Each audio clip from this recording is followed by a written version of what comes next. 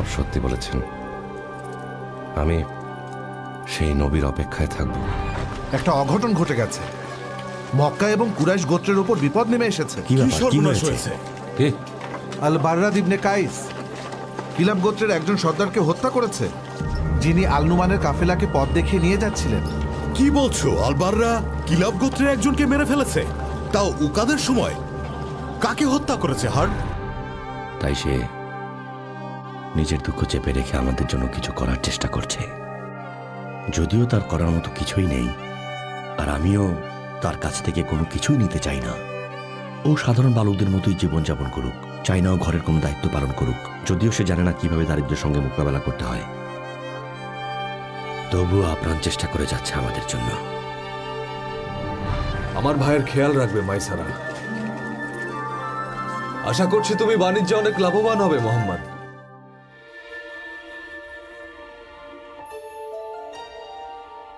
আমি খুবই খুশি হয়েছি ফুপি।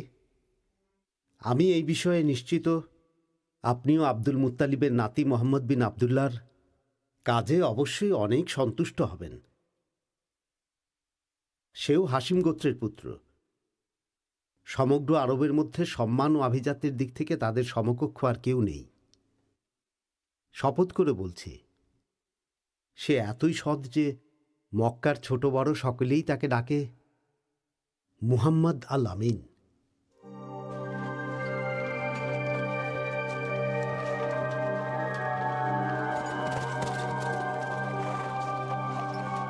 হে মালিক, আমরা আমাদের মালামালগুলো আসামে বিক্রি করব, তারপর আমরা সকলে ফিরে যাব।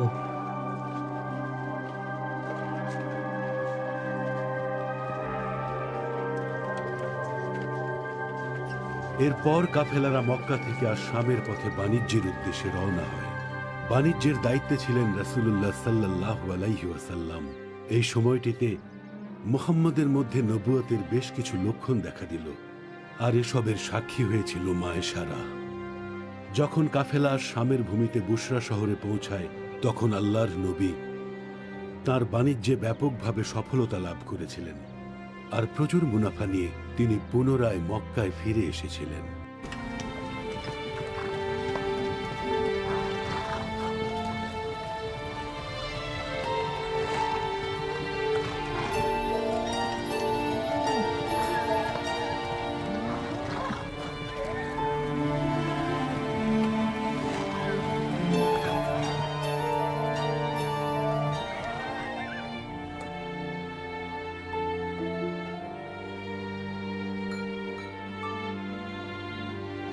আপনার উপর শান্তি বর্ষিত হোক। তোমার উপরও শান্তি বর্ষিত হোক। ওই যে গাছের নিচে বসে আছে লোকটা কে? একজন আরবীয়, মক্কার কুরাইশ থেকে এসেছে। একমাত্র নবীরাই ওই গাছের নিচে বসতে পারে। একমাত্র নবীরাই ওই গাছের নিচে বসতে পারে। এ কথা কেন বলছেন আপনি? একমাত্র নবীরাই ওই গাছের নিচে বসতে পারে। ওনার কথা তো শুনে মনে হচ্ছে হয়তো কিছু একটা হতে যাচ্ছে।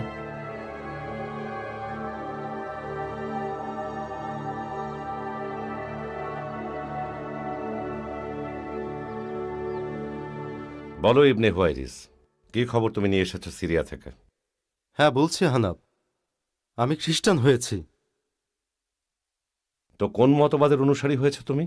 রোমান মতবাদের। এই মতবাদে বিশ্বাসী একজন সম্রাটের সাথে দেখাও করেছি। সম্রাটের সঙ্গে দেখা করেছ? শুনো, আমি তোমাদেরকেও আমার ধর্মে আহ্বান করছি। তারা আমাদের মধ্যে একজনকে রাজা বানাতে চান। ঘাসান্ডি গোত্রের রাজা জাফনা ফরমান জারি করেছেন সকল কুরাইশ বণিকদের কারাগারে বন্দী করতে, আর তারা যেন এখানে কোনোভাবেই ব্যবসা বাণিজ্য করতে না পারে, রাজার আদেশ ছাড়া। তাই তাকে কথা দিয়েছি মক্কাবাসীদের তার ধর্মে নিয়ে আসব, তাহলে অন্যরাও এই ধর্ম গ্রহণ করবে। আমার কথা শুনে ইবনে হুয়াইরিস, আমরা পবিত্র ধর্মের খোঁজে ছিলাম, যে ধর্ম আমাদের নবী ইব্রাহিমের ধর্ম, কোনো রাজার নয়। একই ধরনের খবর এনেছো তুমি। আমাদের কেউ রাজা বানাক, তাতে কোনো কিছু যায় আসে না। আল্লাহর শপথ, যে সত্য ধর্ম আল্লাহর নবী ইব্রাহিমের, সেটার খোঁজ না পাওয়া পর্যন্ত আমি খুঁজেই যাব। আর ততদিন পর্যন্ত না মানব আমি কুরাইশদের, না তাদের ধর্মীয় রীতি আর কোনো মূর্তিদের। আর তাদের বেআইনি উৎসর্গ মানব না, কোনো মূর্তিদেরও ভয় পাব না। তাতে কোনো শান্তি পাবে না। তোমরা আমার সাথে এসো, আর আমাকে এখানকার রাজা হতে সাহায্য করো তোমরা। সবাই এভাবেই পথভ্রষ্ট হয়। আমি এমন কোন ধর্মে বিশ্বাস করব না যেখানে আল্লাহকে তৃতীয়ের শেষ ভাগ বলা হয়। যেহেতু জায়েদ বিন নুফাইল মূর্তি পূজা মানতে পারেনি, তাই সে সত্যের ধর্ম খুঁজতে শুরু করল, যে ধর্ম আল্লাহর নবী হজরত ইব্রাহিম আলাইহিসসালামের ধর্ম, একেশ্বরবাদে বিশ্বাসী ধর্ম। সে নিজেকে প্রশ্ন করল, আমি কি এক সৃষ্টিকর্তায় বিশ্বাস রাখব, নাকি হাজার হাজার মানুষের বানানো সৃষ্টিকর্তায়? যখন বিষয়গুলো আরো বিভ্রান্তিকর হয়ে পড়ে, তখন সে লাত আর উজ্জাকে বিশ্বাসে অস্বীকৃতি জানায়, আর মূর্তিগুলোকে মান্য করাও বন্ধ করে দেয়। সে আর কখনো আমরদের মূর্তি পূজা করতে যায়নি, বরং সে মহান আল্লাহকে মানতে শুরু করে। নিশ্চয়ই আল্লাহ তার সমস্ত গুনাহ মাফ করে দেবেন। শোনো ইবনে হুয়াইরিস, তুমি যদি রাজা হওয়ার জন্য জোর করে মানুষকে সিজারের ধর্মে আনতে চাও, সেটা তোমার ব্যাপার। আমি শুধু এক আল্লাহর উপরই বিশ্বাস রাখি, আর সেই নবীর জন্য অপেক্ষা করে আছি যার কথা বাইবেলে আছে। এসব রাজা হওয়া অথবা ক্ষমতা পাওয়ার কোনো আগ্রহ নেই আমার। আমি ওর সাথে একমত। আমরা শুধু অপেক্ষা করছি কখন প্রতীক্ষিত নবী পথ দেখাবেন।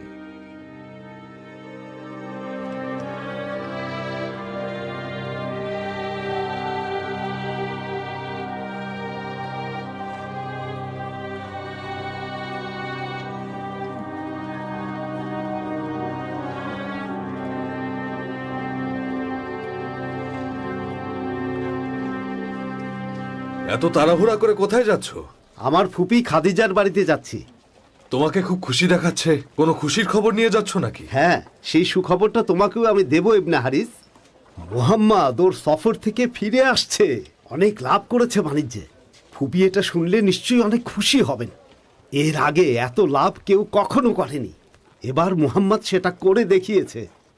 এজন্যই ওকে নিতে বলেছিলাম। হ্যাঁ হ্যাঁ, আমার চাচাতো ভাই খুব ভালো মানুষ। ও যেটাতেই হাত দিক না কেন, সেখান থেকে ভালো খবর অবশ্যই আসে। আসি আজকে। আল্লাহর কসম, এমন ঘটনা আমি এর আগে কখনো দেখিনি। যখন আকাশে সূর্য জ্বলজ্বল করছিল, তখন মেঘ এসে তাকে ছায়া দিয়েছিল।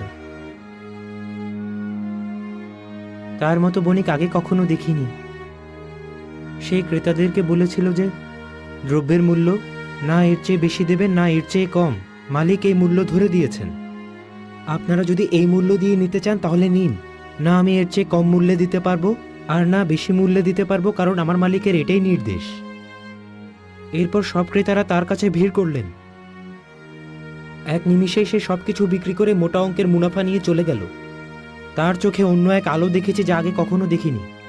একটা খারাপ কথাও বলেনি সে, তার বিরুদ্ধে কেউ কোনো নালিশও দেয়নি।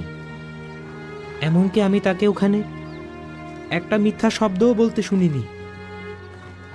তার মুখ থেকে বের হওয়া প্রতিটি শব্দই সত্য। আব্দুল্লাহর পুত্র মুহাম্মদ একজন পবিত্র মানুষ। তাকে একেবারে চোখ বন্ধ করে বিশ্বাস করা যায়।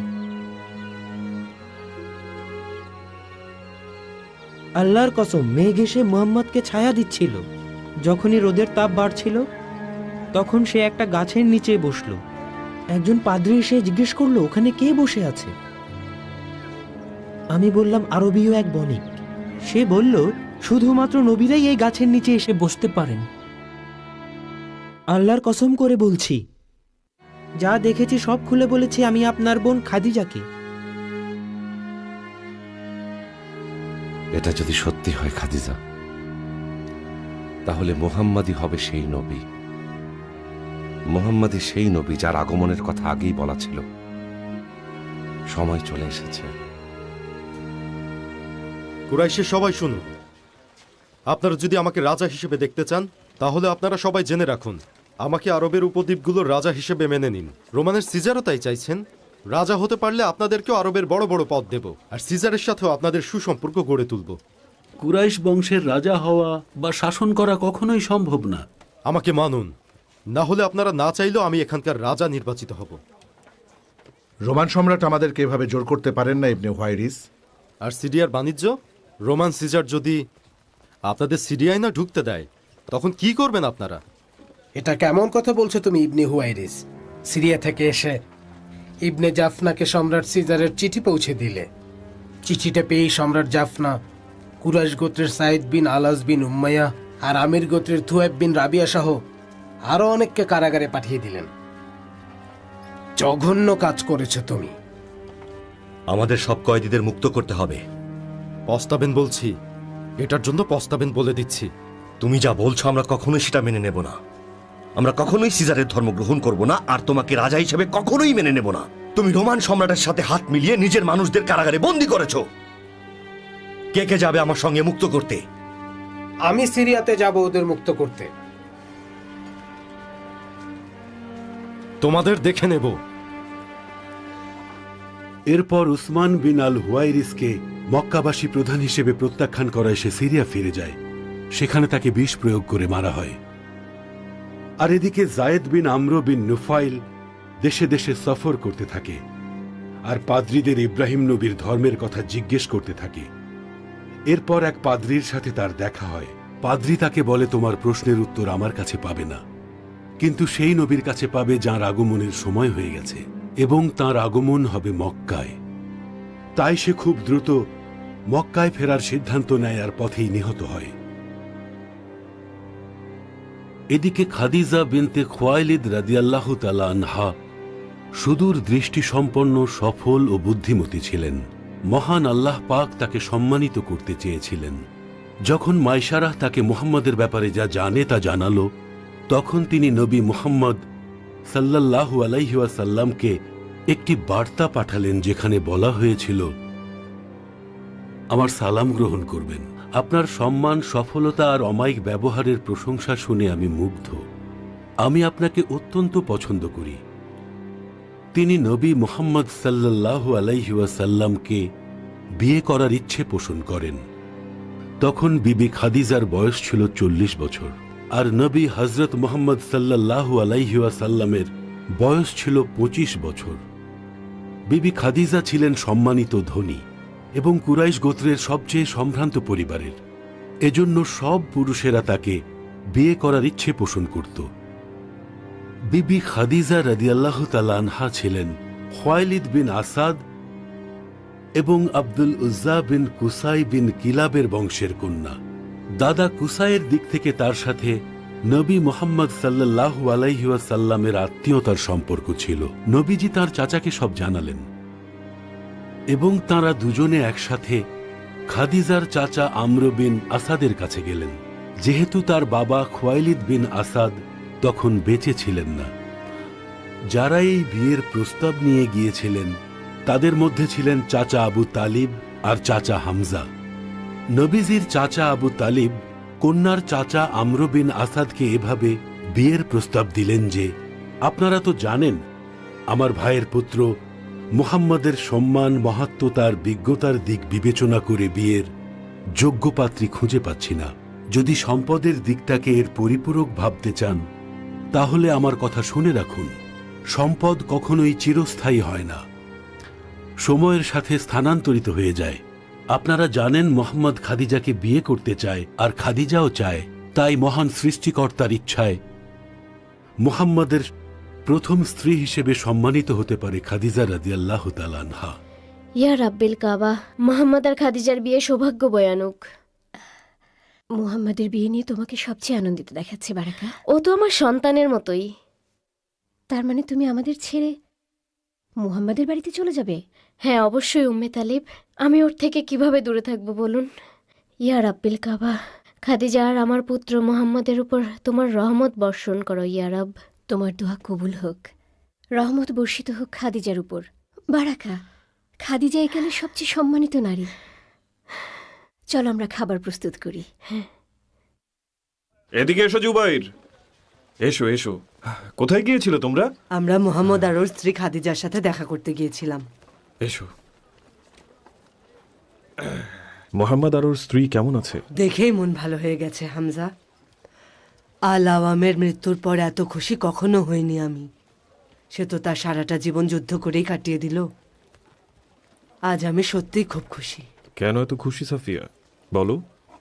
চারদিকে শুধু আনন্দ আর পবিত্রতা ছড়িয়ে আছে। আমি আজ মোহাম্মদ আর খাদিজার বাড়িতে গিয়ে এটারই সাক্ষী হয়ে এলাম। ওরা দুজনই খুব সুখে আছে। সন্তান আল কাজিমকে নিয়ে ভালো আছে।